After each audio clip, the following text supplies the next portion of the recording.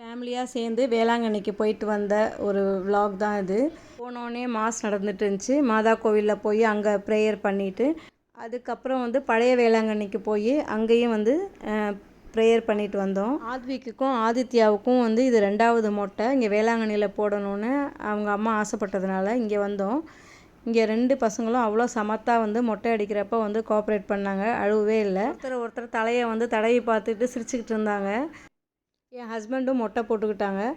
இது கோடை காலமாக இருக்கிறதுனால சரியான வெயில், அப்படி ஒரு வெயில். அதனால் கொஞ்ச நேரம் அப்படியே பீச்சில் போயிட்டு குழந்தைங்களோட அந்த விளையாட்டெல்லாம் கொஞ்சம் விளையாண்டுட்டு அதுக்கப்புறம் அவங்க கொஞ்சம் நேரம் தண்ணியில் விளையாடணுன்னாங்க. கொஞ்சம் நேரம் பீச்சில் தண்ணியிலையும் விளையாண்டுட்டு அதுக்கப்புறம் தான் கிளம்புனோம். வேளாங்கண்ணினாலே மீன் வாங்கி சமைச்சு சாப்பிட்டுட்டு கிளம்புறது தான் அங்கே எல்லோரும் விரும்புவாங்க. ஆனால் நாங்கள் பாதி பேர் வெஜிடேரியன். இன்னொன்று ஒன் டே ட்ரிப்பாக இருந்ததுனால பிளான் பண்ணலை. அடுத்த வீடியோவில் சந்திக்கலாம். பை.